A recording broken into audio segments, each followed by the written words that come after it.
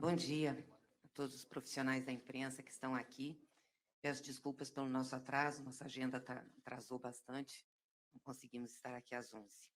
Mas dizer que essa é a segunda viagem que o presidente Lula faz a Brasília, uma viagem com uma diversidade de agendas de conversas, com forças políticas, partidos, lideranças políticas, exatamente para falar sobre o momento que nós estamos vivendo no Brasil, a situação difícil por que passa o povo e os desafios que nós temos para retomar uma reconstrução do Brasil. Infelizmente, voltamos com duas pragas que nós já tínhamos extinto desse país: a fome e a inflação. Hoje, todos os jornais dão o índice de inflação, quer dizer, desde o Plano Real, que nós não tínhamos esse índice de inflação. Saudar aqui também o nosso líder no Senado, Paulo Rocha, Paulo Teixeira, nosso deputado e secretário-geral, nosso vice-presidente Luiz Dulce, que está aqui. E essa situação preocupa muito, porque o povo brasileiro está sofrendo. Então, as conversas todas foram no sentido de como nós podemos unir força, esforços, de lideranças políticas, de partidos que estão preocupados com o Brasil. Tivemos também uma visita à Central de Catadores de Material Reciclável aqui em Brasília.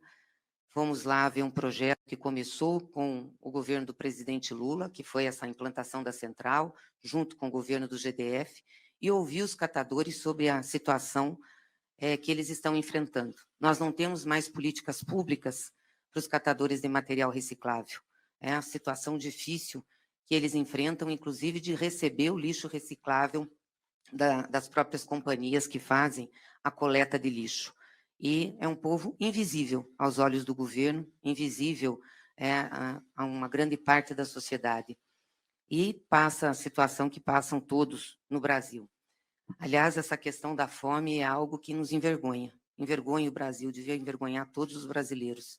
Não sei se vocês viram ontem uma matéria sobre, no Pará, na região norte, a venda de vísceras de peixe, espinhaço de peixe, cabeça de peixe dentro de um saquinho para os mais pobres comprarem. Aliás, estão vendendo osso no país para os mais pobres comprarem. A gente já tinha superado isso. Também fizemos uma boa reunião com os sindicalistas aqui, representantes dos servidores públicos, para falar sobre a PEC 32, para falar sobre privatizações. A ideia de enxugar o Estado, de ter um Estado mínimo para o povo, mas um Estado grande para poucos, é uma ideia que nós temos que debater com a sociedade. E nos posicionamos firmemente contra essa PEC 32, que é, na realidade, a criminalização do serviço público e dos servidores públicos. E fizemos hoje um encontro muito legal, 2 encontros muito legais, com pessoas que estavam ao nosso lado na luta pela liberdade do presidente Lula. Os Inoxidáveis, aqui de Brasília, um grupo de militantes, de companheiros que todas as quartas-feiras iam à frente do Supremo Tribunal Federal pedir a liberdade de Lula. E com um grupo que fez uma greve de fome de 26 dias, também pela liberdade do presidente Lula. E naquela época que foi feita, eles já alertavam que aquela greve de fome era também para impedir que a fome voltasse ao Brasil. E a fome voltou ao Brasil. Então, esses 2 encontros foram muito importantes para nós, porque essas pessoas, assim como aquelas que passaram naquela vigília em Curitiba, que durou 580 dias, gente de todos os cantos do Brasil, foi que nos deu força e nos deu alento naquele momento de dificuldade. E a gente fica se perguntando, por que raios essas pessoas, vindas de tanto lugar do Brasil, lideranças de movimentos sociais, pessoas da sociedade, fazem uma greve de fome, ficam 580 dias numa vigília, vão todas as quartas-feiras para frente do Supremo Tribunal Federal? Por que fazem isso? Para defender alguém que é corrupto? Alguém que é bandido? Não, porque elas sempre tiveram a certeza de que o presidente Lula era inocente. E esse é um tema muito importante para nós e muito caro. E foi por isso que nós lançamos o Memorial da Verdade. Eu acho que vocês já devem ter tido acesso, está no nosso site também. E nesse livrinho aqui, de uma maneira bem objetiva, foi coordenada pelo jornalista Ricardo Amaral, a gente conta a história da perseguição do presidente Lula e de todos os processos a que o presidente Lula foi submetido. E é importante fazer um registro aqui. Dos 20 processos que foram avaliados na Justiça, os 20, o presidente Lula saiu vitorioso. O presidente Lula não tem sentença transitada em julgada condenando e não tem nenhuma sentença em qualquer outra instância condenando. Então, hoje nós temos o presidente Lula livre e inocente. Inocente porque as denúncias foram arquivadas, foram trancadas, foram julgadas e o presidente Lula está inocente. E essa desinterdição do presidente Lula é que traz a esperança para o povo brasileiro.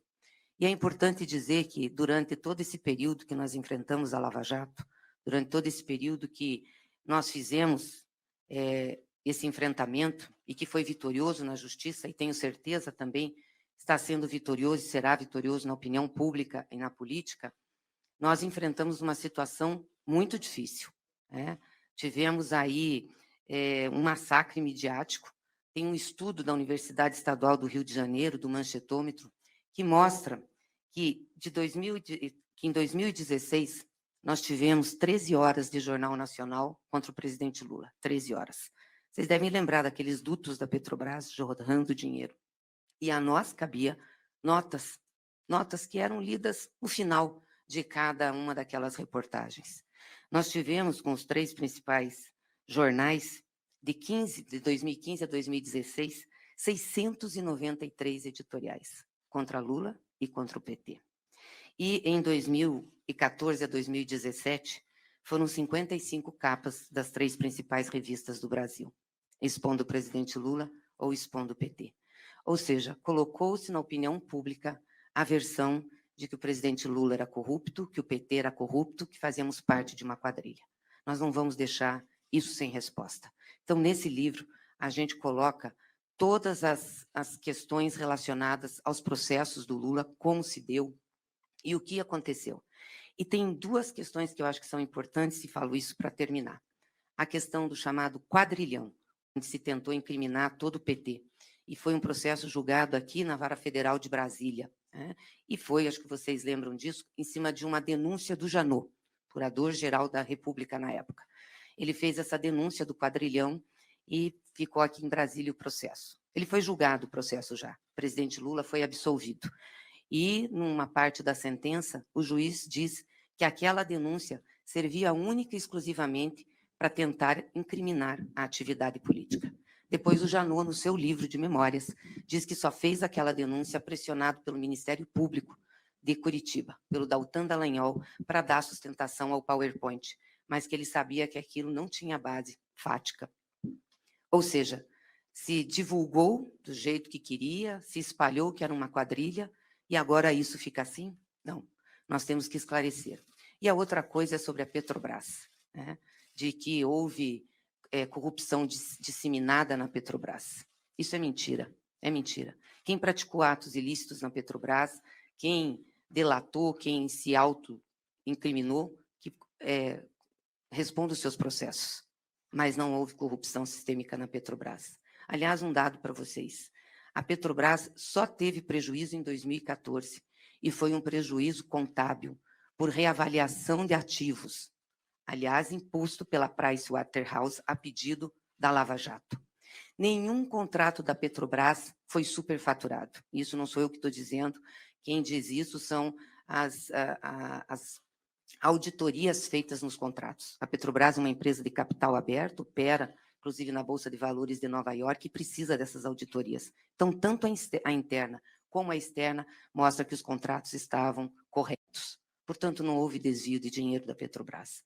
Isso é importante dizer, porque uma mentira fica sendo repetida e vai criando nas pessoas a ideia que não deve ser criada. Por isso que nós vamos fazer esse debate de forma muito firme, queremos discutir com a sociedade e queremos debater com vocês. Aliás, eu acho que seria importante se a imprensa abrisse espaço para esse debate. Chamasse, inclusive, pessoas que foram da Lava Jato, chamasse o juiz Sérgio Moro, porque nós queremos debater com eles. E vamos debater com eles em cima dos fatos, em cima dos números e do que realmente aconteceu com a Petrobras. Porque é muito engraçado, né, dizer que, na nossa época, a Petrobras era um antro de corrupção. Mas, na nossa época, a gasolina era barata. Na nossa época, o óleo diesel era barato. Na nossa época, o gás de cozinha era barato. Eu gostaria de saber como se explica hoje que a Petrobras é um brinco, o preço da gasolina, o preço do óleo diesel, o preço do gás de cozinha. Tem muita coisa errada que está acontecendo nesse país. Então, agradeço a atenção de vocês e estamos à disposição para fazer esse debate sobre a Lava Jato, sobre os processos do presidente Lula, sobre a Petrobras e sobre o chamado quadrilhão. Obrigada. O presidente agora faz uma fala inicial, antes das perguntas dos jornalistas.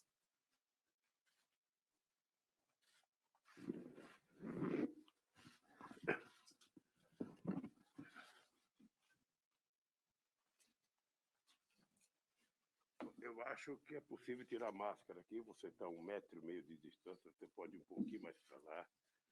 Eu posso vir um pouquinho mais para cá.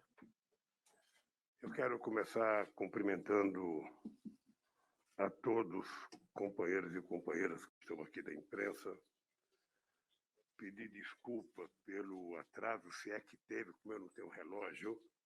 Eu não sei se cheguei atrasado ou não. Devo ter chegado, porque eu tive 2 reuniões antes de vir aqui. Dizer para vocês que eu estava ouvindo a Gleice falar e, engraçado, está fazendo hoje 1 ano e 11 meses que eu saí da Polícia Federal. Dia 8 de novembro de 2019, o mês que vem completa 2 anos que eu saí. E eu já não lembrava de coisas que você falou, porque eu acho que o que aconteceu comigo não pode e não faz parte do que eu quero discutir sobre o Brasil daqui para frente. Eu, na verdade, o que eu esperava era uma coisa simples, que eu acho que não vai acontecer. Como a Operação Lava Jato teve encontro com todas as redações dos principais jornais do Brasil antes de começar a operação. Teve reuniões com todas as redações das revistas antes de começar a operação. E visitou a Globo, a Bandeirantes, a SBT, a Record e outros meios de comunicação. E induziu a imprensa brasileira a esse erro histórico. Eu, na verdade, só esperava que um dia, aliás, o Noblar já escreveu isso 3 vezes, de que a imprensa pudesse reconhecer que foi enganada pela força-tarefa da Lava Jato, que foi induzida à mentira pelo Moro e que publicou apenas o que recebeu de informações. E muitas vezes, lamentavelmente, não levou em conta a defesa.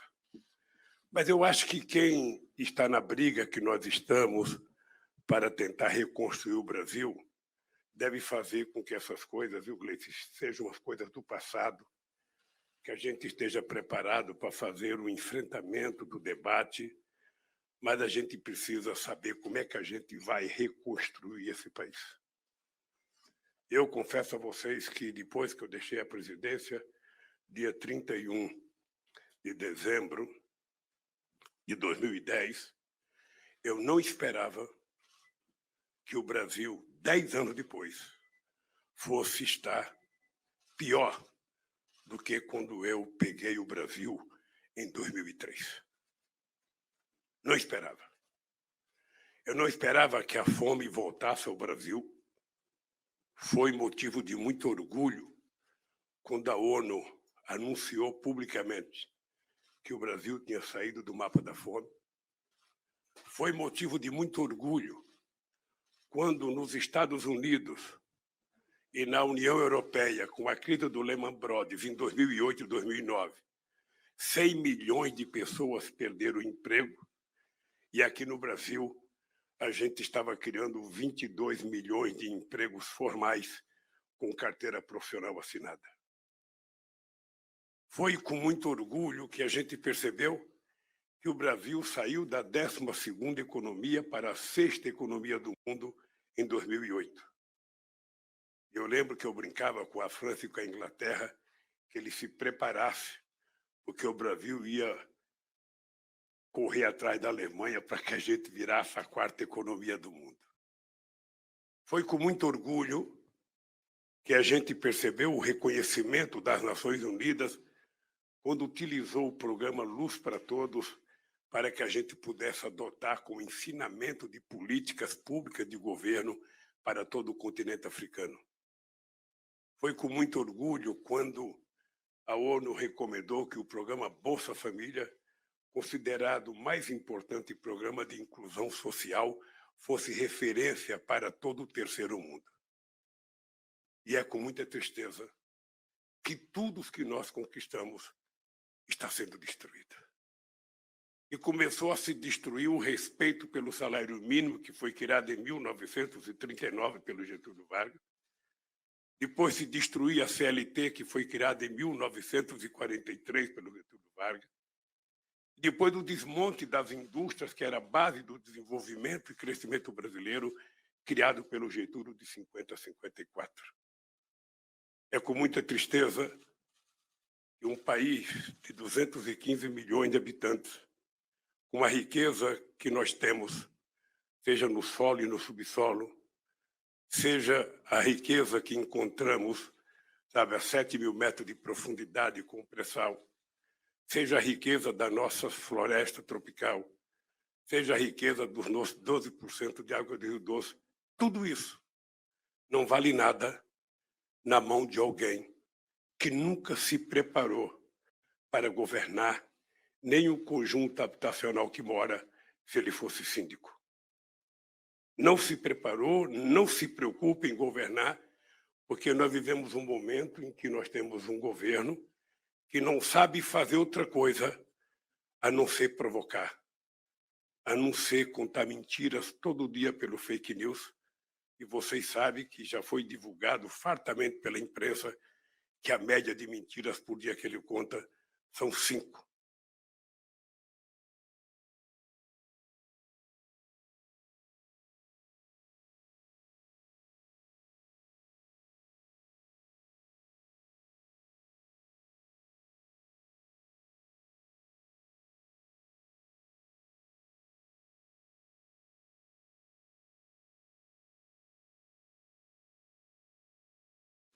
Esse país era levado em conta por toda a União Europeia, esse país era levado em conta por toda a América do Sul, América Latina, Caribe, por todo o continente africano. Esse país hoje, para que o nosso presidente receba um presidente da República, ele tem que mandar buscar um presidente de Guiné-Bissau, porque ninguém quer vir ao Brasil, ninguém quer recebê-lo no seu país. Isso é motivo de tristeza. No momento em que o povo brasileiro mais precisa de um presidente, o papel do presidente é exatamente esse. É como se fosse um grande chefe de família, é como se tivesse a responsabilidade de manter a família em paz, a família em harmonia, a família com esperança ele destrói. No dia 7 de setembro de manhã, ruge como um leão e no dia 8 de tarde, mia como um gatinho, pedindo perdão com medo de todas as atrocidades que ele tem cometido nesse país contra as instituições.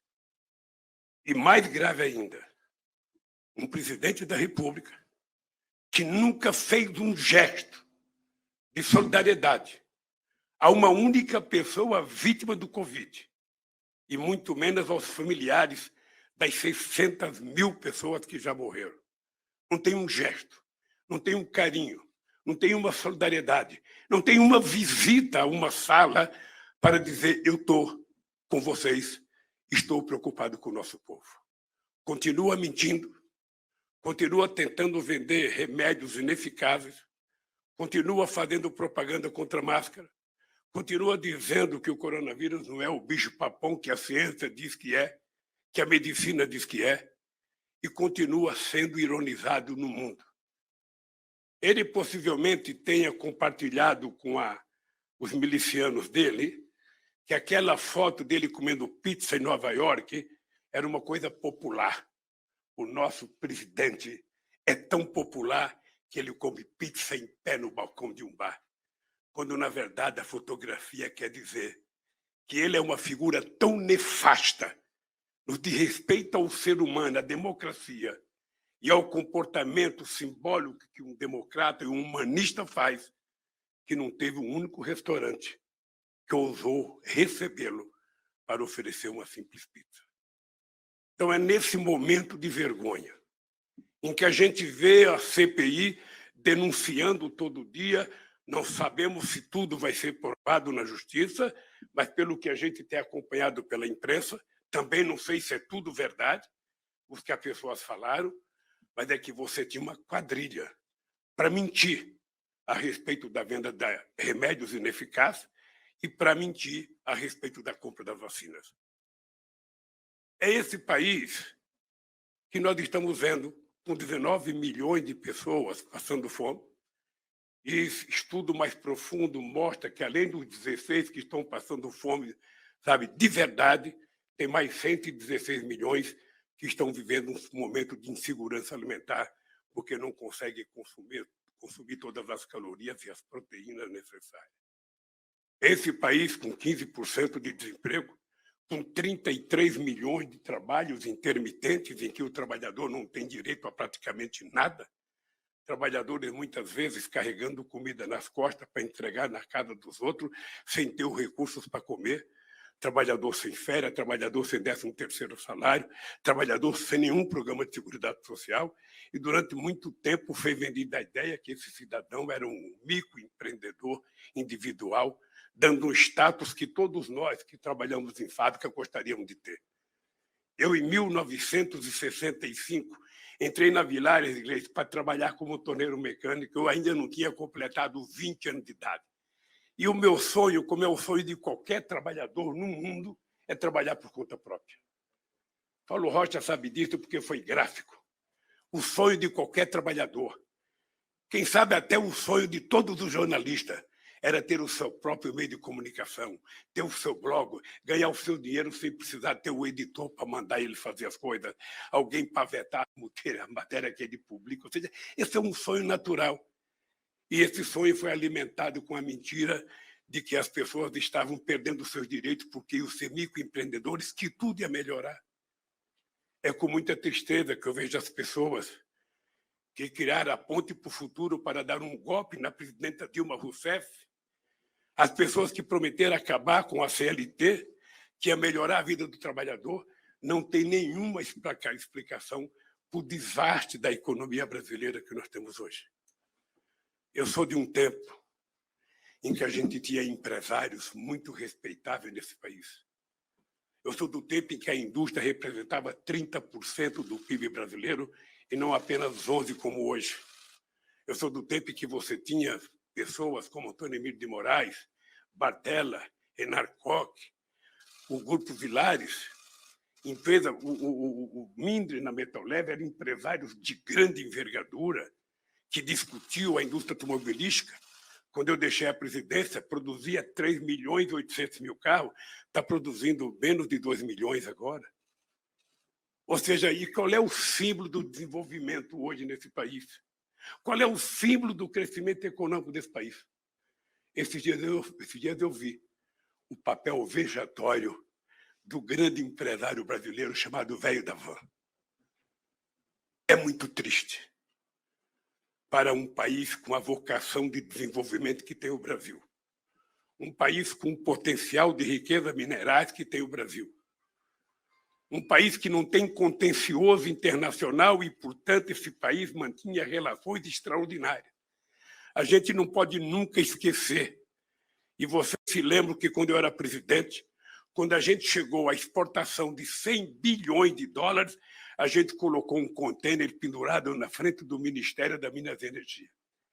Nós pegamos com menos de 100 e chegamos a 500 bilhões de dólares no fluxo de comércio exterior, mostrando o potencial extraordinário que tinha de crescimento desse país para exportar commodities, mas também exportar produtos manufaturados de grande valor agregado, porque essa deve ser uma vocação.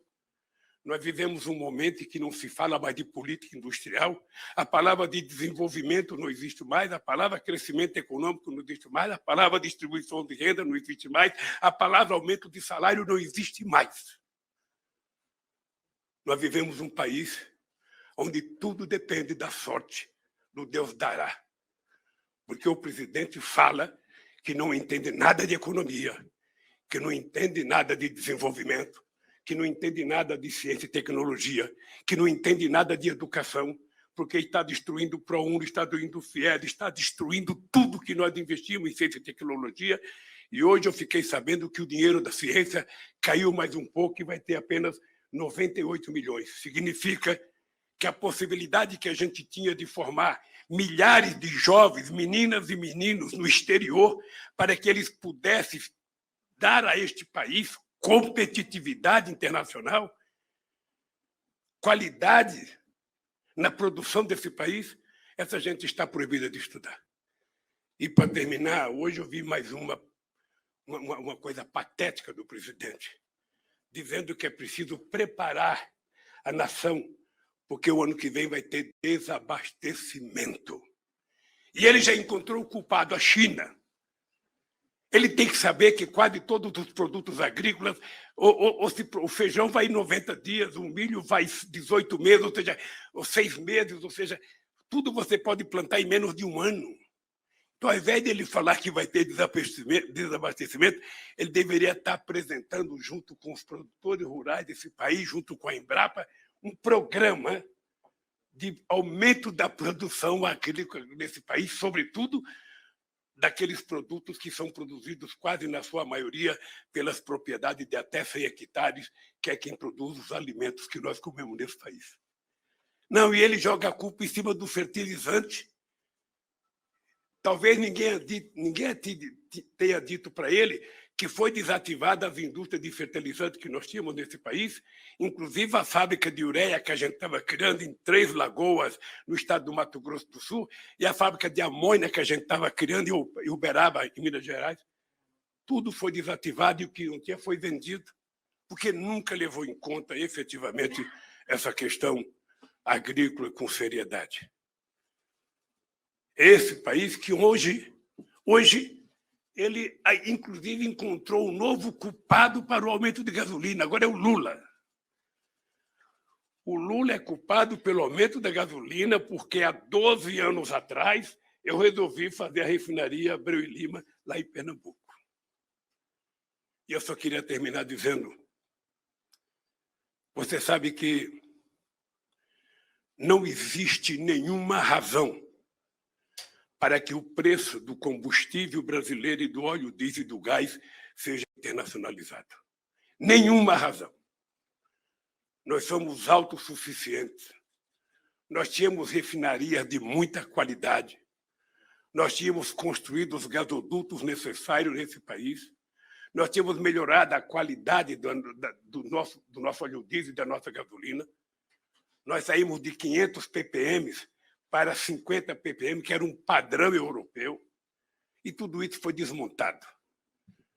E foi dito que era preciso colocar o combustível com o preço do mercado internacional, porque, na verdade, é preciso atender aos interesses dos acionistas de Nova York, em detrimento aos consumidores e aos trabalhadores e ao povo brasileiro. Dito isso, eu quero dizer para vocês que nós estamos começando, daqui a 2 meses, um novo ano, um ano eleitoral, em que a gente vai poder brigar muito para que a gente possa consertar esse país.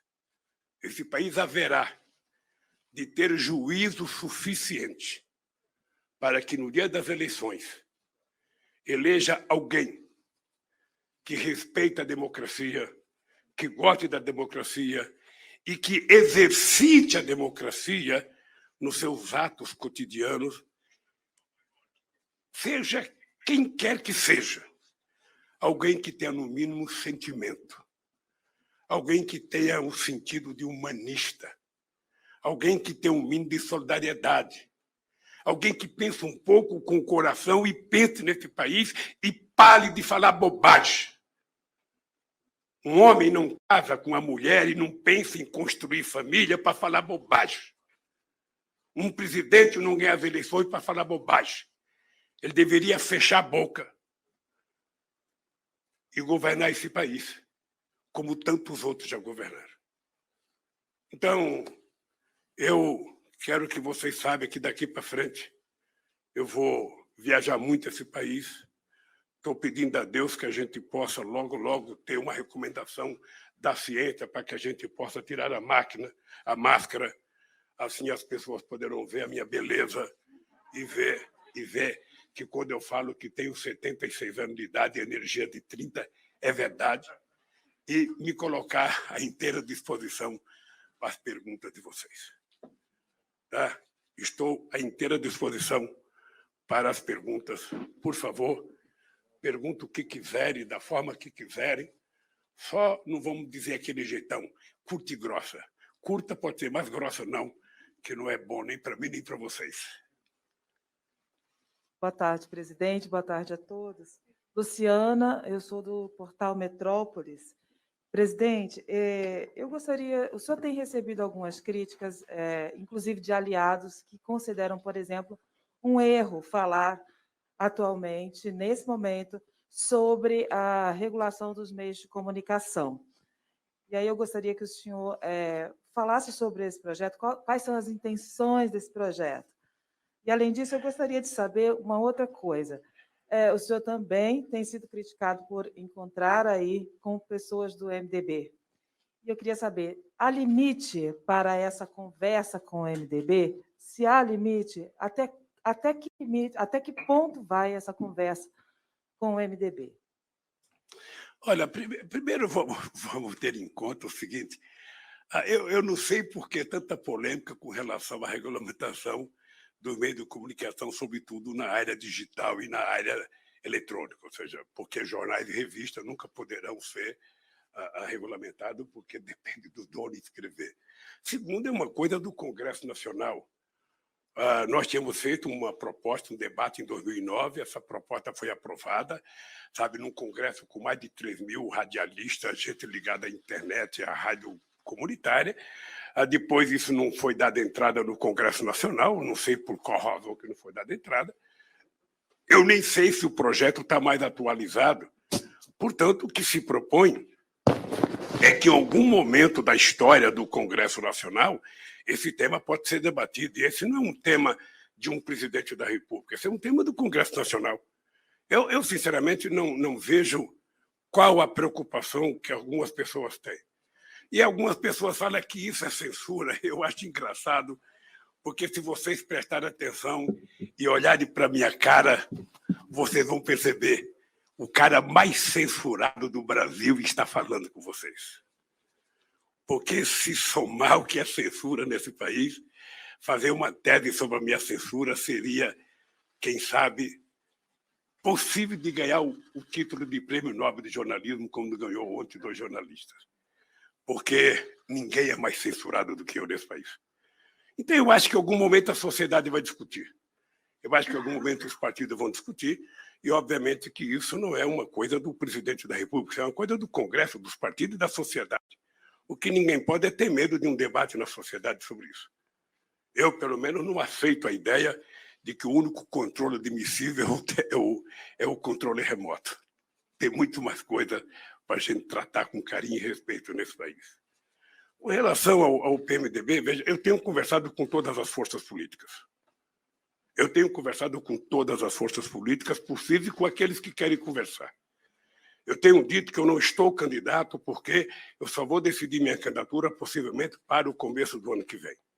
E eu sei que quando eu falo que eu não estou candidato, é difícil vocês acreditar, vocês, por debaixo da máscara, vocês riem com os olhos, como diz o Stuquinha, sabe? Porque é impossível alguém que tem 2% quer ser presidente, alguém que tem 40% não quer. Mas é verdade. Eu ainda não decidi, porque eu vou decidir no momento adequado.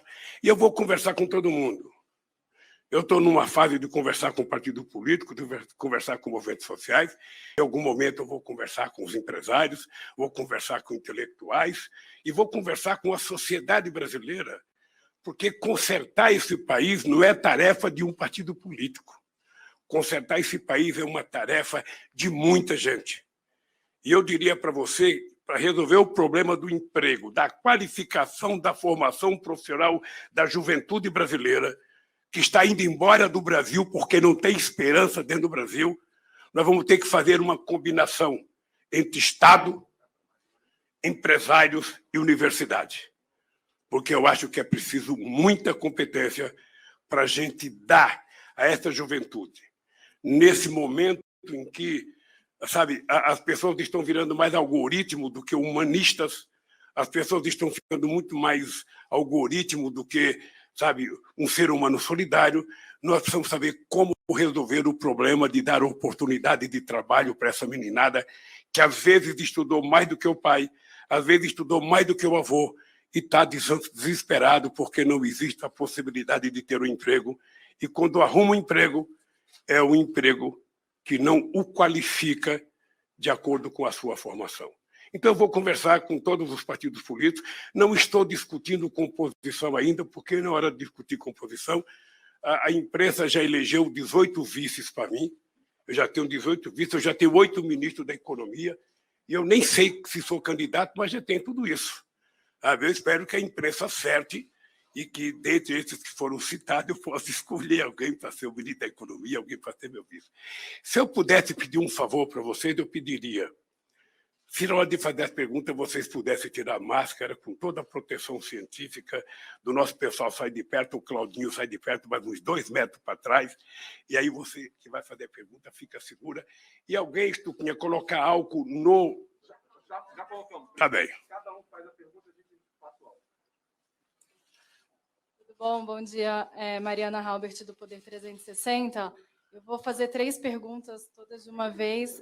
Aproveitando o MDB, alguns interlocutores já dizem que o senhor tem falado que gostaria de ter no comando do Congresso, em 2023, né, depois das eleições, pessoas do MDB ali. Eu queria saber por que isso seria importante, se o senhor cogita de fato e já tem conversado. A outra pergunta é sobre a questão ambiental. O senhor já tem falado também um pouco sobre isso e pretende fazer algumas viagens ao exterior. Eu queria saber o que o senhor vai levar desse tema ao exterior, com quem que o senhor pretende conversar sobre isso, qual que é o foco nessa questão ambiental. E a terceira, né, os senhores falaram no início sobre a narrativa da Lava Jato e que é importante trazer outra narrativa para a campanha. Eu queria saber como que o senhor vai colocar isso para o eleitor, a ponto de convencer quem, enfim, não pretende votar nesse momento no senhor, nem no presidente Bolsonaro, como que o senhor vai convencê-los sobre essa questão da Lava Jato? Obrigada. Eu vou começar pela última. Veja, eu já fui candidato em 82 a governador de São Paulo, em 89 a candidato a presidente da República, em 94, em 98, em 2002, em 2006. Fui candidato indireto apoiando a Dilma em 2010, 2014, e o Haddad eu não pude, porque eu estava preso em 2018. Então, toda eleição, você vai ter uma turma que vota em você, uma turma que não vota em você, e uma turma que não quer votar em ninguém. Mas toda eleição é assim. Você tem um candidato com 47 no primeiro turno, outro com 42, com 38, tem um grupo de abstenção, e no segundo turno você constrói a base que te elege para presidente da República. Veja, eu acho uma... Como é que eu poderia dizer sem ser grosseiro? Porque, como eu fui candidato muitas vezes, eu ouvia falar muito em terceira via quando você tinha a Guerra Fria. Né? Então, era tudo contra o comunismo e entre o comunismo e a social-democracia tinha que surgir uma terceira via. Aqui no Brasil, eu fui candidato contra 12 vias. Vocês estão lembrados que em 89 eu era um simples metalúrgico, o PT era recém-criado, e eu fui candidato contra o doutor Ulisses Guimarães, que, segundo a lógica da imprensa, era o futuro presidente da República, porque tinha tido um sucesso extraordinário na Constituinte de 88. Eu fui candidato contra o Collor, eu fui candidato contra o doutor Paulo Salim Maluf, doutor Afif, doutor Mário Cova, doutor Marronzinho, doutor Roberto Freire, doutor Aureliano Chaves. Então, tinha 13 vias disputando as eleições, e eu fui para o segundo turno, também o doutor Neló de Moura Brizola, e eu fui para o segundo turno com o Collor. Ou seja, para mim, o que eu defendo é que todos os partidos têm o direito de querer ter candidato a presidente da República, todos, sem distinção. Aliás, era para isso que deveria ser criado os partidos. Não deveria ser criado por conta do fundo eleitoral ou do fundo partidário. Os partidos deveriam ser criados porque cada partido tem um projeto, tem um ideário, tem uma carta de princípios e cada partido deveria dizer qual era o país que ele quer construir, qual é o povo, como é que ele quer tratar esse povo, qual é a oferenda dele de políticas públicas para o povo. Só no Brasil que as pessoas não querem. Então, veja, eu acho que tem dois tipos de gente agora. Tem a candidatura do Bolsonaro, que é uma candidatura, pelo fato dele ser presidente da República, é sempre uma candidatura competitiva, quem está com a máquina na mão, sempre será competitivo. E tem a minha candidatura, que ainda não está colocada, mas que também me parece um pouco competitiva. Agora, tem um monte de gente que ainda não tem competitividade, que estão tentando, sabe, se colocar. Eu acho ótimo. Eu acho ótimo. Agora, as pessoas têm que compreender, para eles disputar as eleições, eles têm que disputar o primeiro turno. Então, as pessoas se lancem, vai ter debate na televisão, vai ter entrevista, e aí vai escolher um. E esse um vai disputar uma vaga, ou vai escolher dois. Esses dois vão disputar. Então, eu não tenho problema com relação a isso. Pode ter quantas vias quiser, sabe? Eu acho muito, muito, muito importante. A questão da Lava Jato, eu sinceramente não me preocupo com a Lava Jato, porque eu queria provar o que aconteceu. Eu estou realizado como ser humano. Estou realizado porque tomei as decisões corretas na hora certa. Eu poderia ter saído do Brasil, não saí. Eu não queria carregar a pecha de positivo. Eu tomei a decisão de ir lá para Curitiba para ficar na barba do Moro para provar que ele era mentiroso. Ele era um deus de barro criado pela imprensa brasileira. E a imprensa poderia ter percebido isso na minha sentença. Porque a sentença, o crime que eu cometi, é um fato indeterminado. Nem ele sabia que crime que eu cometi. E vocês estão lembrados que na primeira audiência que eu fui com o Moro, eu disse para o Moro, isso está gravado. Eu disse, isso não é fake news, isso não é coisa, sabe, de hacker, não. Está gravado lá, eu dizendo para o Moro, você está condenado a me condenar porque você já permitiu que a mentira fosse longe demais. E aconteceu o que eu previ. Então, eu não vou discutir Lava Jato, não vou discutir isso. Na minha vida acabou. Eu só tenho que tirar lição, sabe? Tirar proveito do que aconteceu em benefício desse povo, porque, embora eu tenha ficado 580 dias na cadeia, eu tenho certeza que muita gente em liberdade sofreu mais do que eu, passou mais fome do que eu, dormiu pior do que eu, sentiu mais frio do que eu. Então, eu não posso, sabe? Não estou preocupado. Quem tem que dar explicação sobre a Lava Jato é quem construiu a mentira. E quem construiu a mentira foi a força-tarefa da Lava Jato, mais o juiz Moro. Eles construíram uma mentira, venderam para a imprensa como se fosse verdade. O que eles falavam não era nem questionado pela imprensa para pedir resposta para a defesa. E agora eu só queria que a imprensa dissesse, olha, eu queria me pedir desculpas ao Lula. Eu sei que é difícil, porque a palavra desculpa é preciso ter muita grandeza para falar.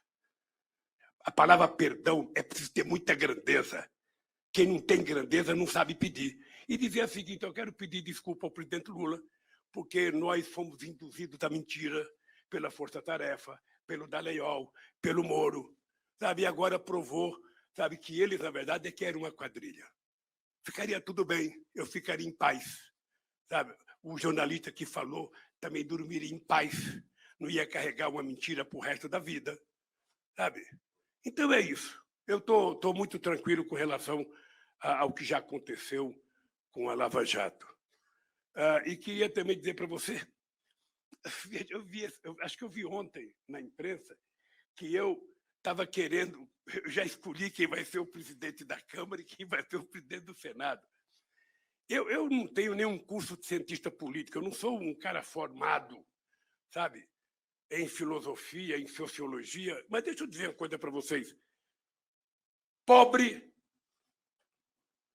do presidente da República que se meter a interferir nas eleições do presidente da Câmara e do presidente do Senado. São duas instituições autônomas. O presidente da República não tem que tentar eleger ninguém. Ele tem que conviver democraticamente com quem foi eleito. Não é de direito ou de interesse do presidente eleger o presidente que eu gosto. Quem tem que gostar do presidente da Câmara, do presidente do Senado, são os deputados. Eles é que votaram, eles que vão conviver, não é o presidente da República. Da mesma forma que os deputados não escolhem o ministério, o presidente não pode escolher o presidente da Câmara nem do Senado. Se a gente respeitar isso, a gente vai governar esse país com muita tranquilidade. É só respeitar isso. Então, o Poder Judiciário não pode ficar falando de política todo dia. O Poder Judiciário não pode ficar dando sentença pela televisão. A sentença tem que ser dada em função dos autos do processo. Nós temos países em que um ministro da Suprema Corte, ninguém sabe quem é o voto dele. Ele vota e acabou. Aqui no Brasil, as pessoas fazem o voto publicamente como se estivesse numa Assembleia. Isso não é saudável. E eu acho que todas as pessoas sérias na Suprema Corte sabem disso. Da mesma forma que o poder legislativo não pode ficar judicializando a política. Sabe, o cidadão manda um projeto para a Câmara, ele perde, ele corre para o Poder Judiciário. Ele é o primeiro a desrespeitar a política que ele tanto acredita. Então, se cada instituição cuidar do seu papel, esse país volta à normalidade e tudo vai ser bom, como foi em outros momentos nesse país. E as pessoas têm que respeitar o Poder Executivo. Eu não sei se vocês estão acompanhando com atenção o que está acontecendo no Congresso Nacional. Vocês já perceberam que o Bolsonaro não governa esse país? Vocês já perceberam que quem está governando o país é, de um lado, o presidente da Câmara, do outro lado, o presidente do Senado? Que as emendas impositivas e as emendas tal do orçamento secreto do relator é que está fazendo com que os prefeitos não conversem mais com governadores, os prefeitos vão direto nos deputados e nos senadores? Vocês já se deram conta da gravidade que está acontecendo nesse país, onde o presidente não tem nenhuma força sobre o orçamento? Ele não o executa. Eu gostaria que vocês se dedicassem um pouco para avaliar o que está acontecendo. Porque eu nunca vi isso em todo o tempo de república desse país. O Congresso é o Congresso, o Executivo é o Executivo e o Judiciário é o Judiciário. Agora me parece que tudo tem está tudo atropelado, é como se tivesse tudo no liquidificador disputando o mesmo espaço. Eu acho que é preciso acalmar, redefinir o papel de cada um. A Câmara e o Senado legislar corretamente. O presidente da República, sabe, executar e administrar corretamente. E o Poder Judiciário julgar cumprindo aquilo que está na Constituição, porque ele é o garante da Constituição. Se a gente votar essa normalidade, vocês vão perceber que uma boa parte dos graves problemas desse país terminam.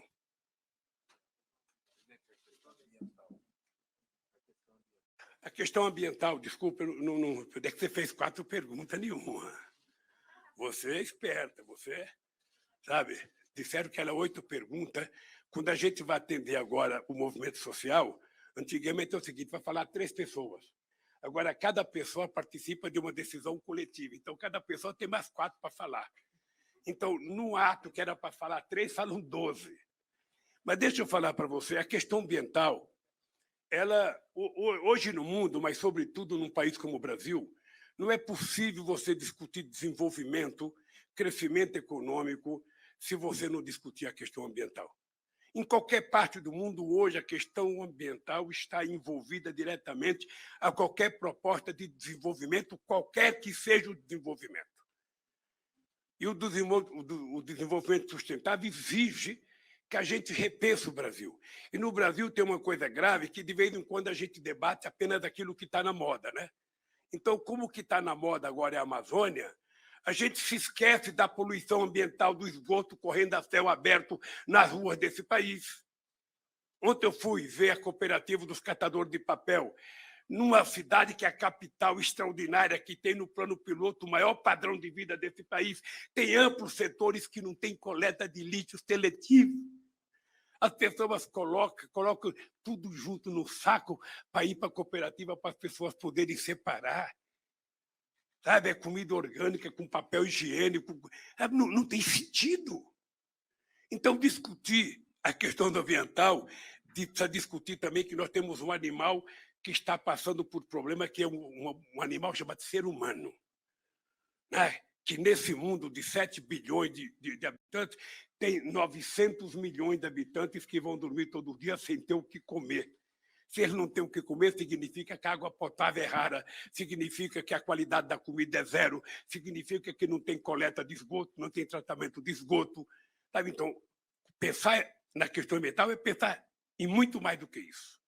Na questão da nossa querida Amazônia, eu acho que nós temos que mostrar, primeiro, que tem uma parte do agronegócio brasileiro que tem muita responsabilidade e que sabe que a manutenção dos seus negócios, de exportação dos seus produtos, depende dele ter um compromisso com a preservação ambiental. Ele sabe que não pode plantar cana na Amazônia, ele sabe que não pode plantar soja na Amazônia, ele sabe que não precisa plantar milho na Amazônia, ele sabe que não precisa criar gado na Amazônia. O Brasil tem milhões de áreas agricultáveis e que não precisa derrubar uma árvore para plantar. Ele sabe. Inclusive, era mais fácil recuperar as áreas já degradadas. Esse é um debate que nós vamos fazer com a sociedade brasileira. Esse não é um debate para o ministro do Meio Ambiente, é um debate para a sociedade brasileira, e nós queremos compartilhar esse debate com o mundo. Nós queremos afirmar que a Amazônia é um espaço territorial de soberania do Brasil. O nosso amigo Macron, que não fale mais de internacionalizar a Amazônia, ela é nossa. Agora, o que nós queremos fazer? É democratizar o estudo científico da qualidade da riqueza da nossa biodiversidade, para que a gente possa tirar disso a extração de produtos fármacos, de produtos para a indústria de cosméticos, fazendo empresa limpa para que a gente possa gerar emprego, distribuir renda para aquele povo que mora lá, que são 25 milhões de pessoas, no mínimo. E, obviamente, que compartilhar com o mundo os benefícios da manutenção da floresta em pé, porque aí a gente vai sofrer menos com o efeito da brigada de estufa. É isso que nós queremos compartilhar. É importante lembrar que o acordo entre Brasil, Alemanha e a nossa querida Noruega foi assinada por mim quando eu era presidente da República e foi gerido com muita competência até o maluco Beleza entrar.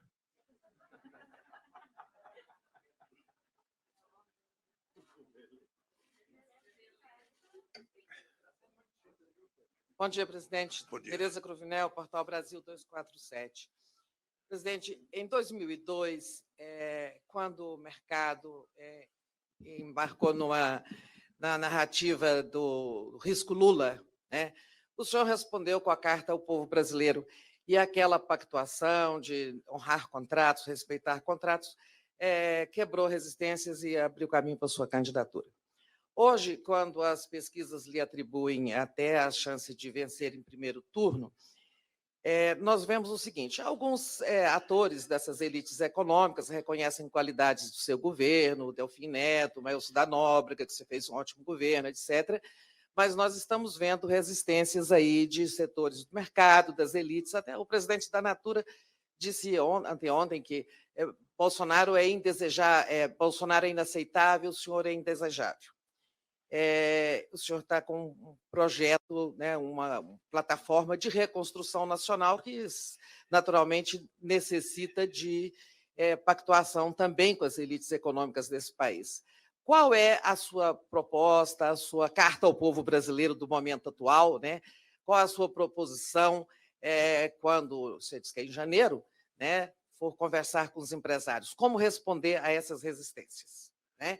E aproveitando aí o precedente das 4 perguntas, se o senhor puder me dizer que o PSOL está dizendo que o apoio à sua candidatura não está assegurado e a gente sabe que isso se deve à questão São Paulo.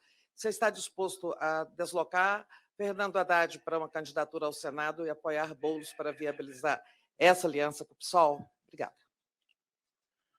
Olha, eu sempre faço uma analogia da política com o futebol. Sempre o jogador que está no banco de reserva, ele fica chateado quando o técnico escala outro, porque ele fica sentado achando que ele deveria estar no lugar do outro. Na política é a mesma coisa. O Haddad tem um potencial eleitoral em São Paulo muito forte. E o Boulos é um jovem da qual nós do PT temos um profundo respeito, e eu, além de respeito, sou amigo pessoal do Boulos, que está fazendo a disputa. E, no momento certo, a gente vai saber quem é que deve, então, assumir o posto de candidato ao governador de São Paulo. Não precisa ter pressa. Cada um faça a sua campanha, cada um tente trabalhar, cada um faça o debate. No momento, a gente vai sentar junto e vai aferir, porque a nossa relação com o PSOL é de muita qualidade. Sabe? Então, isso não me preocupa. O que eu quero nesse instante é que o Boulos vier ajustado defendendo a sua candidatura, que o Haddad vier ajustado defendendo a sua candidatura. Em algum momento, a gente vai fazer a aferição. A segunda coisa é a questão do indesejável.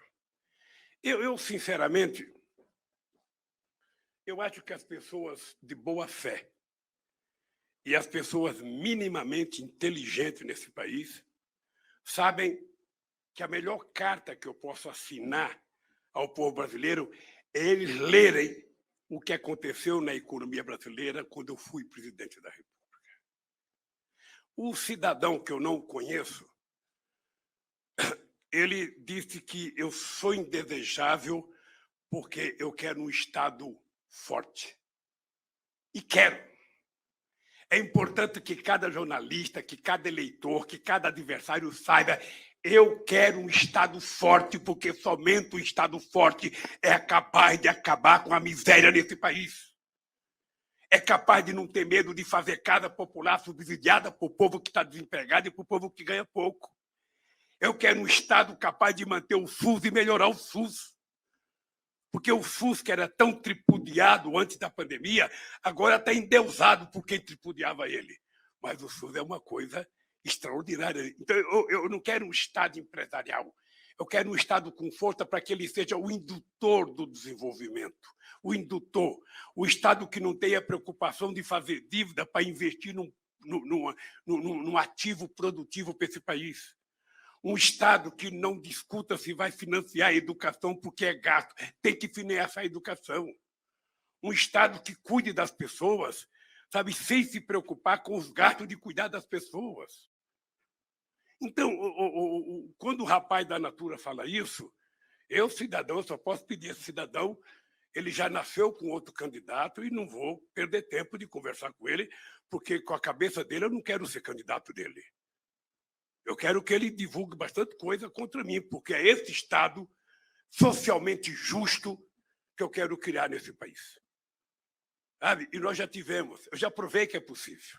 Aliás, eu já provei, Tereza, eu disse já outro dia, a solução do Brasil está no fato de você colocar o pobre no orçamento da União, no orçamento do Estado e no orçamento da cidade, e colocar o rico no imposto de renda para ele aprender a pagar imposto sobre juros, e sobre lucros, sobre dividendos.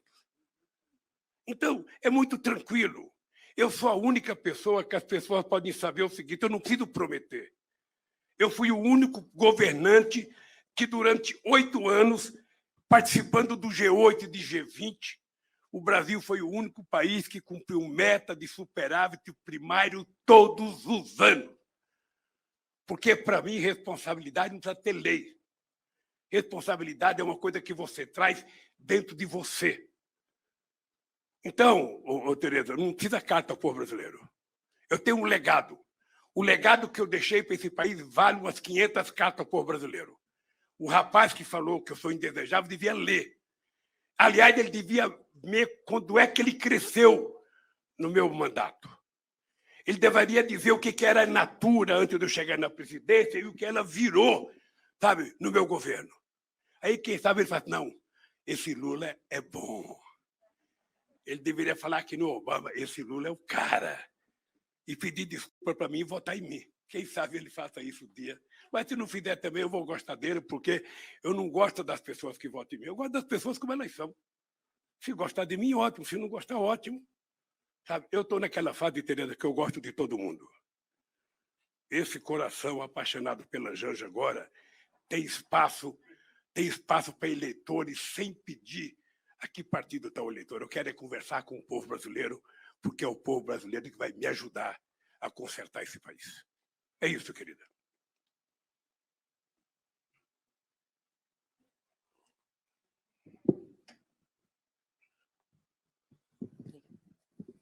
Boa tarde, presidente. Eu sou Júlia, da Folha de São Paulo. Eu queria saber se o senhor pretende ir aos protestos do dia 15 de novembro, que estão sendo organizados pela oposição, e por que o senhor não foi aos atos anteriores, se isso não pode dar uma sinalização de que, na realidade, o senhor não apoia o impeachment do presidente Bolsonaro e pode enfraquecer a mobilização. Obrigado pela pergunta. Eu estava esperando essa pergunta.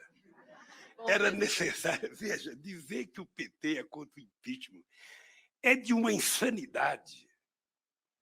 A pessoa que fala que o PT é contra o impeachment poderia perguntar por que o Lira não coloca em votação. Não é a Gleice Hoffmann que pode colocar em votação. Ela está magrinha de tanto gritar impeachment fora Bolsonaro. Eu estou achando até que ela tem que tirar um descanso para ela engordar um pouquinho e deixar os outros que acham que o PT não quer impeachment gritar.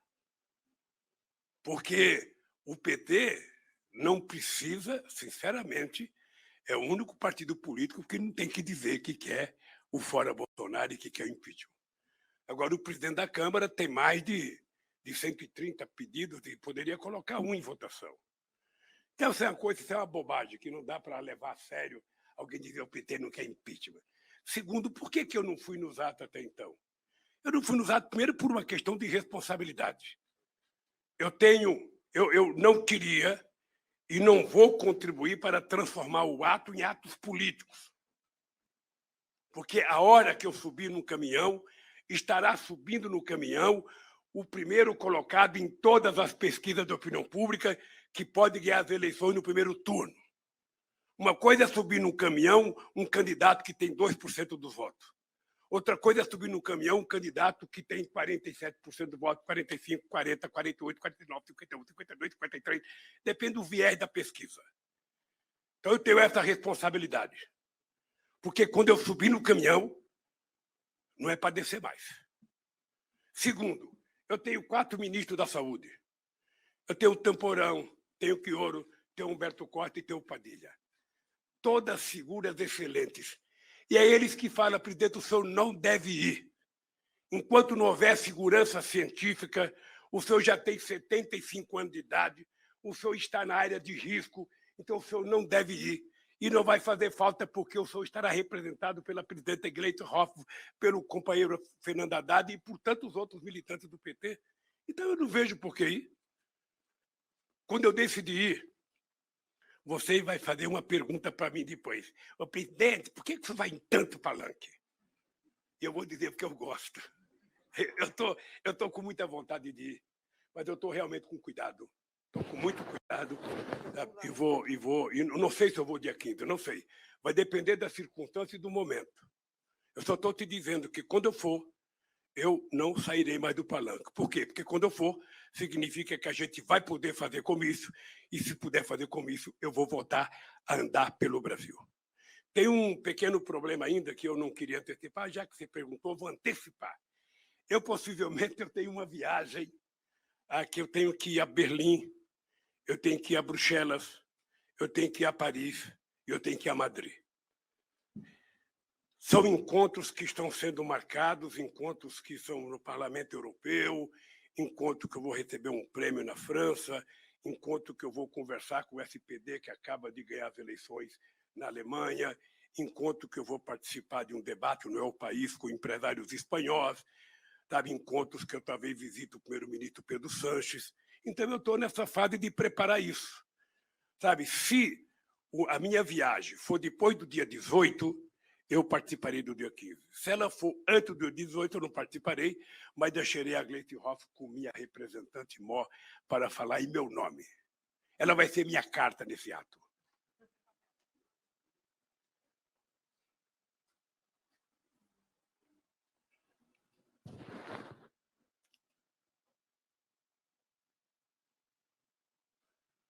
Boa tarde, presidente. Boa tarde, pessoal. Edilene, da Rádio Itatiaia de Minas Gerais. Sobre a conversa do senhor com o Kassab, caso uma terceira via não emplaque, que é o projeto dele, o senhor aguarda o apoio do PSD nas eleições, e essa conversa passa pelo apoio do PT ao prefeito Alexandre Calil numa candidatura ao governo de Minas? Segunda pergunta. O senhor disse no encontro com os parlamentares, eles saíram dizendo isso, que o senhor está insistindo em um discurso de ter uma bancada forte, fazer uma base forte. Com a criação do União Brasil, que é a fusão entre o PSL e o DEM, a manutenção das coligações, como é que o senhor vê esse cenário? Quais que são as perspectivas? Olha, o Kassab tem sido muito digno e muito honesto nas conversas que tem mantido conosco. Não é a primeira reunião, é a segunda reunião que o Kassab diz que ele gostaria de ter candidato a presidente da República. E isso, para mim, é uma coisa que merece meu respeito, porque eu acho que é importante que o partido queira ter candidato a presidente da República. Então, se o Kassab lançar a candidatura a presidente da República, eu acho ótimo, eu acho louvável. Ora, se o Kassab já disse, se por acaso não for ao segundo turno, ele não terá problema. Uma coisa, sabe, ele tem dito para a imprensa brasileira que com o Bolsonaro ele não vai. Então, significa que tem uma chance grande para mim aí. A segunda coisa é que eu vou manter a relação com o Kassab, mesmo ele tendo candidatura, porque eu gosto do Kassab e tenho muitos amigos dentro do PSD, muitos amigos de verdade, e eu quero manter essa relação. Eu não quero truncar essa relação. Com relação ao Calil, veja, eu não sei como é que está a situação do Calil. Eu acho que o Calil está vivendo um momento em que ele está descobrindo, que eu acho que é bom para ele, que Minas Gerais é um pouco maior do que Belo Horizonte. E ele vai ter que trabalhar com muito afinco o estado de Minas Gerais. Me parece que ele ainda não está viajando o estado, me parece que ele está muito em Belo Horizonte, pelo menos das informações que eu tenho. Como você é grandiosa na Rádio Itatiaia, você sabe se ele está viajando ou não. Eu acho que ele tem que viajar o estado, porque se ele não viajar, o Zema está viajando muito. O Zema não tem uma padaria que ele não pare para tomar um cafezinho. Não tem um lugar que ele não entre para comer um pão de queijo. Sabe? Então, eu acho que o Calil vai ter, se ele for candidato, se jogar de corpo e alma, porque eu acho que o Calil tem chance de competir e pode ganhar as eleições. Mas é preciso saber que Minas Gerais tem quase 860 municípios, é preciso muita dedicação, sabe? Bom, eu não acompanho o dia a dia, mas eu acho que o Zema está aparecendo forte nas pesquisas e o Calil precisa de muito arrojo para acompanhar. Se for possível fazer aliança no Estado, eu acho que pode ser feita.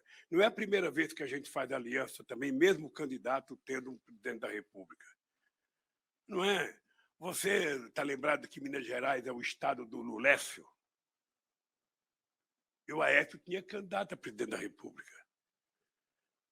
Na Paraíba, o Cássio Cunha Lima, toda vez que eu ia à Paraíba, o candidato a presidente do Cássio parecia que era eu, mas não era eu. Era o Serra. E depois era o Alckmin.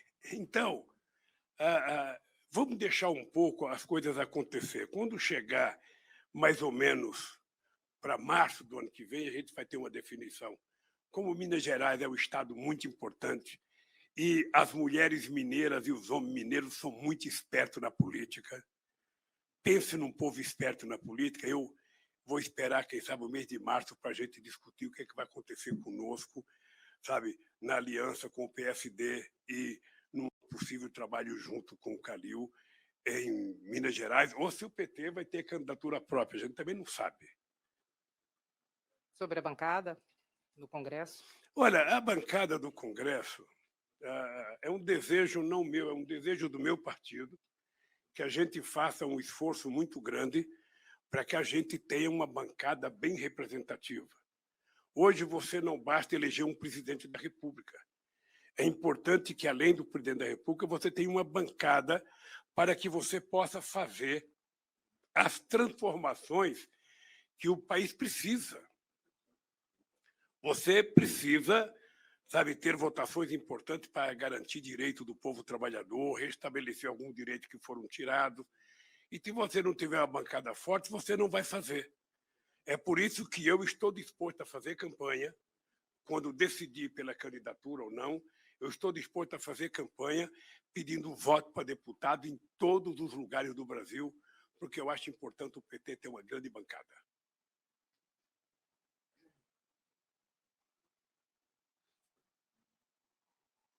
Boa tarde, presidente. Eu sou Afonso, repórter do El País. Tem uma discussão entre a oposição ao governo sobre a união, tem uma unidade entre esses opositores para defender o impeachment. Só que a gente viu no último protesto que um dos pré-candidatos, o Ciro Gomes, foi vaiado por parte desses opositores. A minha dúvida é, como é que se pode chegar a essa união, tendo esse confronto contra um dos nomes, e se o senhor tem alguma agenda prevista com o Ciro, uma tentativa de reaproximação do candidato? Deixa eu fazer uma contra-pergunta para você. Você, em algum momento, viu eu criticar o Ciro Gomes? Você já viu alguma notícia minha fazendo críticas ao Ciro Gomes? Não faço. E mesmo quando o Ciro Gomes faz crítica a mim, eu acho normal. Porque se ele quiser disputar as eleições para ganhar, ele tem que criticar o Bolsonaro e criticar a mim, porque senão ele não vai a lugar nenhum. Então, tudo isso eu trato com muita delicadeza e com muito respeito. Pode ficar certo que eu não vou, durante todo o processo de campanha, responder às ilações que o Ciro faz com relação a mim. O Ciro foi meu parceiro, ele me ajudou a governar. Sabe? Ele participava da comissão de crise junto com o Márcio Tomás Batlló, junto com a Dilma Rousseff, junto com o Gilberto Carvalho. Se ele está falando o que ele está falando, é porque ele acha que isso vai dar voto para ele. Eu não sei se vai dar, mas eu não vou responder. A segunda coisa, gente, só não foi vaiado nesse país quem não subiu no palanque. Eu já fui vaiado muitas vezes. Nós temos que gostar das vaias do mesmo jeito que a gente gosta do aplauso. Por que isso é importante o cara que bate palmo e não é importante o cara que fala para você? Quem participou das campanhas das diretas sabe que todo mundo era vaiado em cada estado brasileiro. Quem participou do movimento sindical de assembleia sabe quando você propõe o fim de uma greve, você é vaiado. O mesmo trabalhador que te apoiou e te aplaudiu às 10 horas da manhã te dá uma vaia às 5 horas da tarde. E você não pode fazer disso uma profissão de fé, de achar ruim. Ah, não, isso é político. Não, isso é democrático também. O Ciro tem que saber o que ele falou para mexer com aquelas pessoas que estavam lá. Ele deve ter falado alguma coisa que as pessoas não gostaram. Eu, quando fui criar a CUT, meu caro, eu fiz um discurso de meia hora em Badivaia. E não parei de falar. Eu falei. E conseguimos aprovar a criação da CUT. Então, não vamos ficar preocupados com a vaia que aconteceu na Avenida Paulista por um grupo de pessoas, porque não foi a totalidade das pessoas que vaiaram o Ciro. Ao invés de a gente ficar preocupado com quem vaiou, se preocupe com o que o Ciro falou a semana anterior. Vamos nos preocupar um pouco com o que ele falou na semana anterior, ver se ele mexeu ou não com as pessoas que estavam lá. Sabe? Então, companheiros, é o seguinte, a gente não pode diminuir a importância do ato porque houve um incidente de pouca gente vaiando o Ciro Gomes, que não foi só em São Paulo, foi no Rio de Janeiro também, possivelmente pelas mesmas razões. Sabe? Mas eu tenho certeza, imagina se eu estivesse no palanque, então, as pessoas iam achar que era eu que estava incentivando a fazer isso, ainda bem que eu não estava. Senão você ia falar, o Lula estava lá pedindo para vaiar, não estava. Então, eu, sinceramente, eu não conversei com ninguém, a Gleice acho que nem viu, porque não foi aonde ela estava, sabe? Mas eu acho que isso não pode diminuir a importância do ato. O Ciro é uma figura pública importante para o Brasil. Ele só precisa cuidar dele mesmo. Não é ninguém que faz mal para o Ciro, é ele. Quando ele gostar dele, quando ele perceber que é preciso pensar antes de falar, ele vai perceber que tudo vai melhorar. Não é a primeira campanha do Ciro, é a quarta. E em todas elas acontece a mesma coisa. Então, eu acho que ele sabe tanto quanto eu o que fazer. Tá bem? Oi, presidente, boa tarde. Simone Iglesias, da Bloomberg. Baixa um pouquinho o microfone aí. Com licença. Boa tarde, Simone Iglesias, da Bloomberg. Enquanto o senhor começava a falar na coletiva, a Petrobras fez mais um aumento de preço dos combustíveis, do gás de cozinha. A gente está numa inflação hoje de 10,20% e um recorde de desemprego. Nesse cenário, eu gostaria de saber qual é o programa, qual é a abordagem do PT econômica nas eleições do ano que vem. E uma questão técnica, mas não menos importante. Se o senhor ainda não é candidato, o que pode fazer o senhor não ser candidato no ano que vem? Olha, o primeiro meu partido. Eu posso sentar, porque eu estou fazendo uma matéria, doutor, eu ouvindo? Eu vou sentar ali. Obrigada. Pode, querida, pode. Bom, primeiro, quem pode proibir de eu ser candidato, além de Deus, é o meu partido. Vai que a Gleice, a direção nacional, encontra um cara aí que ela está escondendo e vai lançar de última hora, e o Lulinha é rifada, né? Estou de olho nela. Eu estou de olho nela, porque ela é uma das pessoas que pode evitar que eu seja candidato. Olha, essa questão da gasolina, eu queria só te falar uma coisa. A gasolina já subiu 39%. Se subiu mais hoje, eu não sei quanto foi, então já foi para mais de 40%. O óleo diesel já subiu 33%. Se subir outra vez, vai subir mais. Eu vou te dizer, sem nenhuma necessidade. Sem nenhuma necessidade. Eu vou repetir. O Brasil é autossuficiente em petróleo. O Brasil tem refinarias altamente qualificadas para refinar o óleo diesel e a gasolina que nós precisamos. Nós começamos a privatizar nossas refinarias e estamos comprando gasolina refinada dos Estados Unidos quando o Brasil era exportador antes do pré-sal. Então, o que está acontecendo? O que está acontecendo é que a Petrobras tem uma direção que é mais importante que o presidente da República. O que está acontecendo é que a Petrobras está mostrando que ela pode mais do que o presidente da República. Se ele não tem coragem de governar, não tem coragem de dizer para o almirante que está lá que não vai aumentar, é um problema dele. Significa que o Brasil está precisando de um novo presidente para poder fazer justiça com o preço do combustível. Eu não vejo nenhum sentido você querer agradar um acionista minoritário americano e não querer agradar o consumidor majoritário brasileiro. Sabe que são pessoas que trabalham de táxi, são pessoas que trabalham com Uber, são pessoas que vão trabalhar, são pessoas que têm um caminhãozinho velho, um calhambeque para trabalhar. Ele deveria estar preocupado com o preço para essa gente e não preocupado com o acionista de Nova York. Então, isso só demonstra que o Bolsonaro é um garganta. Ele é um cara que fala sem ter noção do que está falando, que esbraveja. Sabe aquele cara que grita achando que bota medo na sociedade? Eu posso, eu vou fazer, eu dou murro na mesa, eu grito, eu falo, eu xingo. Sabe? Quando, na verdade, ele está dando a demonstração de que ele é totalmente incompetente para governar esse país. Totalmente incompetente. Ele não consegue controlar o preço da carne, não consegue controlar o preço do osso, não consegue controlar o preço do peito de frango, nem da carcaça de frango, ele não consegue controlar o preço da mandioca, que subiu 45%, o preço do açúcar, que já subiu 38%, o preço do frango, que já subiu 28%, o preço do tomate, que já subiu 24%, uma carne chamada patinho, que já subiu 28%, não sei qual foi a última vez que você comprou, mas está R$ 39,00 o quilo. O óleo de soja já subiu 32%, ou seja, significa que não é apenas o combustível que ele não controla o custo de vida do povo, não controla a inflação, e agora está dizendo que vai haver desabastecimento por causa da China. Ele é totalmente fora de controle.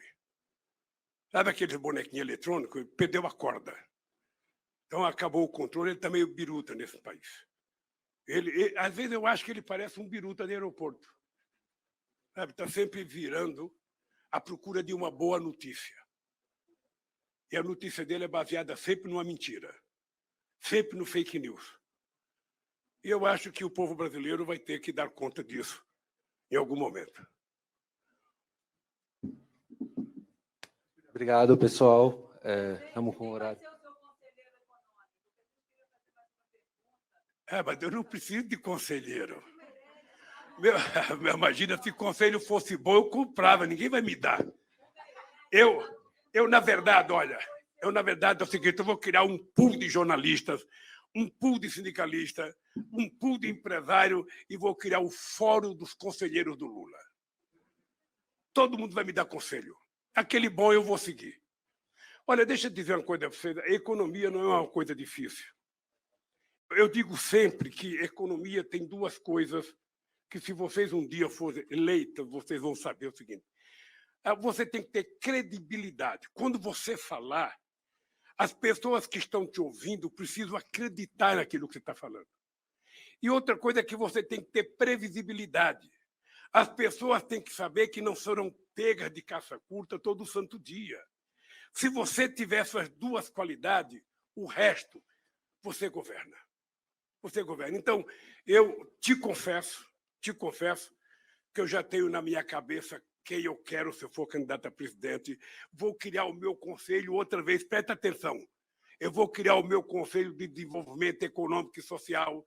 Vai ter empresário, vai ter sindicalista, vai ter negro, vai ter branco, vai ter pastor evangélico, vai ter pastor católico, vai ter todo mundo. Porque o país não é meu. Eu é que sou do país. Então, eu quero que a sociedade me ajude a fazer as coisas corretas. Sabe? Hein? Tem que perguntar para o Meirelles. Ele agora está com Dória. O Meirelles é uma pessoa que eu gosto dele, que eu tenho relação com ele. Sabe? Quando eu precisei do Meirelles, ele teve um papel muito importante no meu governo. Eu sou grato ao Meirelles, mas o Meirelles está no outro até agora. Vamos ver o que vai acontecer. Como o mundo é redondo, a gente pode dar volta e pode se encontrar outra vez. Mas essa coisa é uma coisa que não me preocupa, não. Pode ficar certo que eu tenho uma preocupação com a economia brasileira, eu tenho uma preocupação muito grande com a inflação, porque ela prejudica o povo mais pobre. Eu tenho uma preocupação com o emprego, que é uma coisa muito séria, sabe? Uma preocupação com a fome. Mas a questão econômica a gente resolve a hora que a gente mostrar seriedade. E uma das coisas que a gente quer fazer em primeiro plano é a gente recuperar a nossa credibilidade internacional. Os americanos vão voltar a gostar do Brasil, a China vai voltar a gostar do Brasil, a Alemanha vai voltar a gostar do Brasil, o Macron e a França vão voltar a gostar do Brasil, a Bolívia vai voltar a gostar do Brasil, a África vai voltar a gostar do Brasil, nós vamos gostar de todo mundo. Sabe? Pessoal, já... Mas você fala isso para mim? Você sabe que quando eu assumi a presidência, nós tínhamos uma dívida de 65%, ela caiu para 34%.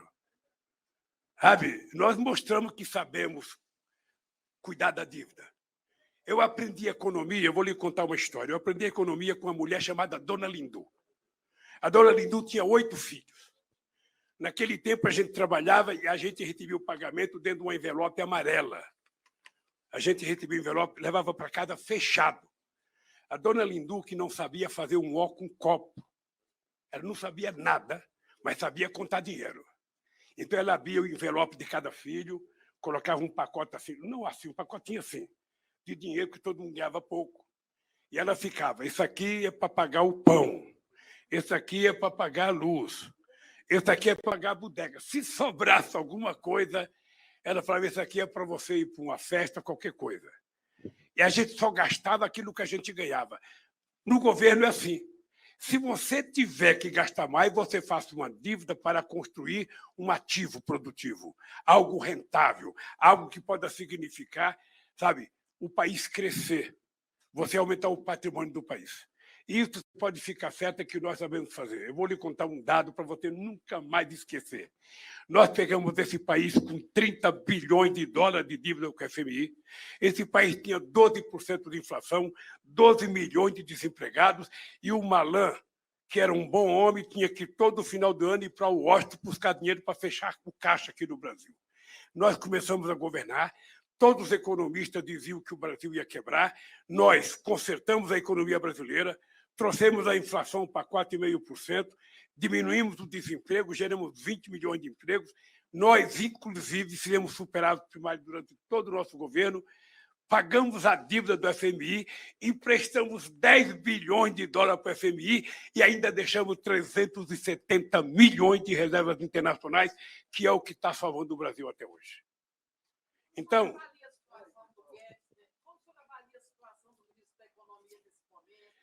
eu não avalio. Sabe o que acontece, Tereza? Como eu estou muito vacinado com relação à denúncia e com essa coisa de manchetômetro, eu acho que tudo que foi feito tem que ser apurado corretamente, investigado, porque eu fui vítima disso.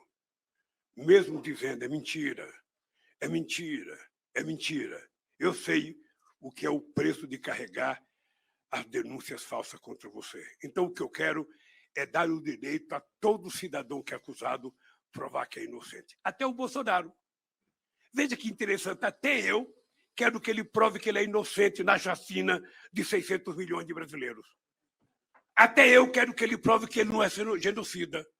Até eu quero que ele prove que não teve uma quadrilha para comprar vacina. Porque eu sou um cidadão defensor do Estado de Direito Democrático. Sabe? E a presunção de inocência, para mim, é um valor muito forte. Eu só queria que outras pessoas pensassem assim.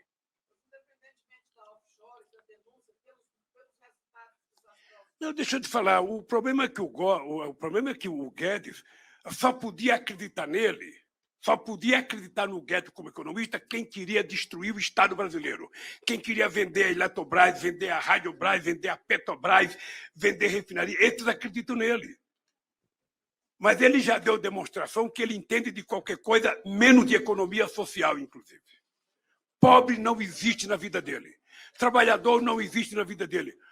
Tereza, como é que pode você estar chegando no 4º ano de mandato de um governo que nunca recebeu o movimento social, nunca recebeu dirigente sindical, nunca recebeu empresários, ou seja, ele recebe só os amigos? Então, gente, olha, eu queria agradecer a vocês. Pessoal, Ei? pessoal, encerrou. Olha, eu acho que a CPI está trabalhando com seriedade. De vez em quando, eu acho que exagera na convocação de algumas pessoas que não deveriam convocar, mas eu acho que a CPI deve apresentar um bom relatório, porque algumas sessões que eu tenho assistido têm denúncias muito escabrosas que eu acho que vai dar num processo e o Bolsonaro que se cuide.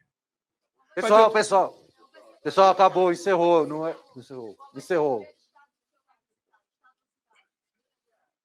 Agora, a minha próxima viagem é para Minas Gerais. Não sei quando, mas eu quero ir ao Vale do Jequitinhonha, quero ir ao Vale do Mucuri, quero ir ao Vale do Acre, quero ir ao Vale do Rio Doce, quero comer frango à cabidela, quero comer torresmo, tudo que é bom. Obrigado, pessoal. Um beijo no coração, gente. Obrigado.